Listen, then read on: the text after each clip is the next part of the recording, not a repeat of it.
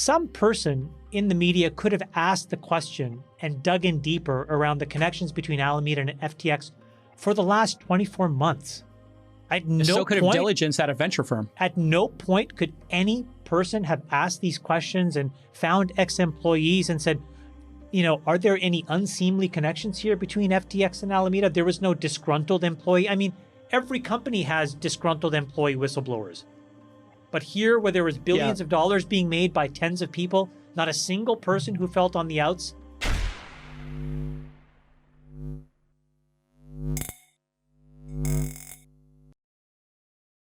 Hey guys, welcome back to Library of Wealth. Today we have Chamath on the All In podcast, giving us the news in stocks, economy, and the financial markets. Plus we'll hear details on what happened with the collapse of FTX and where the crypto market is headed next. Chamath says there were warning signs, as well as a massive amount of negligence going on that most weren't aware of. We didn't see much ownership from SBF on the loss of customer funds or the allocation of FTX's holdings with respect to where investors' money went.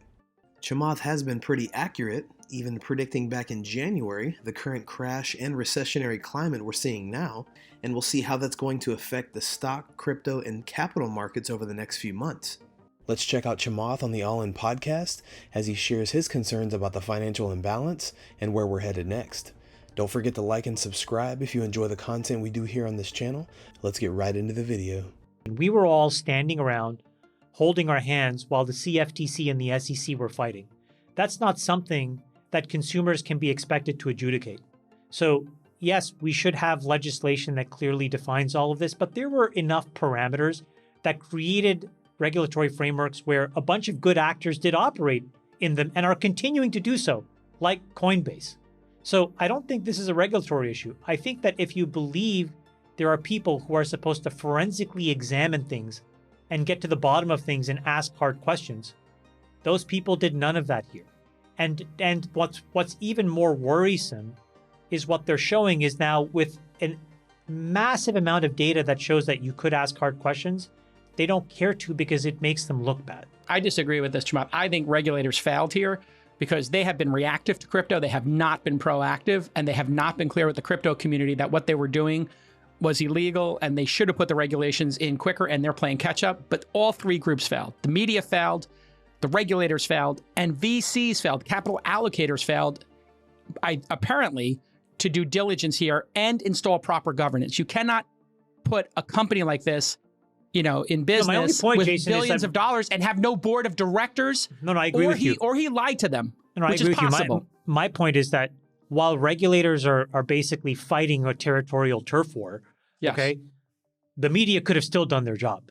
They chose not to. It's not just a case where the SEC failed to exercise any oversight of him or dig into any of these questions. He was in the room with them crafting the next set of regulations. He was working on the regulations that you're talking about that are supposedly needed. While breaking them.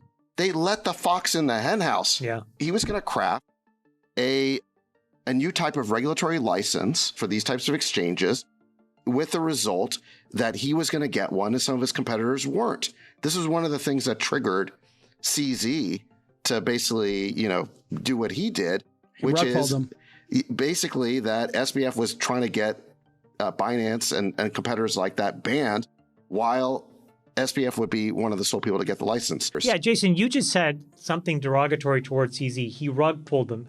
Did he do that, or did he actually expose the fraud?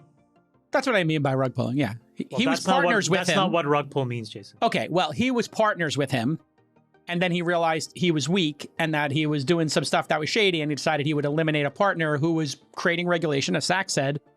Whatever you want to say, he knifed him. All he did was indicate a desire to liquidate his position in a token that was supposedly perfectly liquid.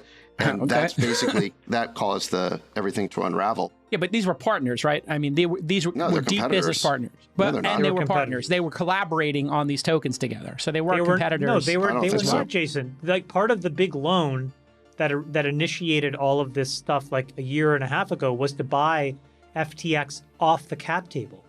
The crypto market will be one of the biggest affected by this economic downturn, and all indicators point to the massive similarities between the current recessionary climate and the stock market crash of 2008. Some believe we're currently in a stock market crash as we speak because of all the panic selling that's going on. You used words in your framing of a guy, who's built a business is like he is this nefarious bad actor. Binance was FTX's first investor. Hold on a second. But David's right. All the guy did, as far as we can tell right now, is tweet, "I'm selling this token because I don't believe in the capital structure of this entity." And he got those tokens by being bought out of the cap table. I know. He was partners with them. So if you don't like rug pulled, how about backstab? These were business partners. No, they're not partners. No, you still don't understand, Jason. Of course I understand. He was the first investor. So to do this to a company you were investing out. No, exactly. He then got bought out. And if part of the consideration, partners, part of the consideration were these tokens, these FTT tokens. Yes. Jason, when Uber went public, yes, and you got distributed stock, yeah, did you distribute and sell Uber at any point? Previous to that, I sold some to Masa. No. I'm asking you a question. When Uber went public and you got distributed from Uber, I didn't. No. Your stock. So you've never sold a single share of Uber Not since it's public.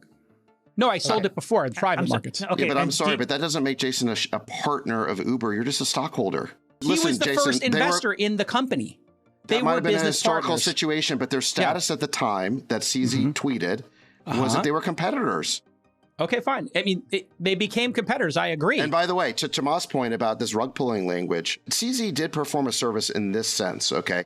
SBF claims that 4 billion more was about to come in. I personally don't believe that. Sounds like bullshit to me. But if it is true, that would have been a bad thing. The more money that came in to that operation, SBF proved that he was a very poor custodian of customer funds. For sure. They're being siphoned I'm off not for his own defending use. SBF, but the longer this went on, I'm just highlighting the language that you use is sort of like, again, part of that establishment elite narrative. And I'm just questioning, you should maybe steelman, take a second to just steelman a more dispassionate view, which is here's a counterparty, okay? Yeah. Who, when he left the cap table, was given half cash, half tokens. Okay. And he decided to sell his tokens. Yeah, and tweet it publicly and cause a run on the bank. So it was not a run on the bank. There was no bank. Where's the bank? The bank language, okay, is something. This was in the semaphore coverage, okay? He did it publicly. That's my point. So I'll steelman it for you. No. Hey, these tokens are worthless. I need to liquidate them as fast as possible. But why would you do that publicly?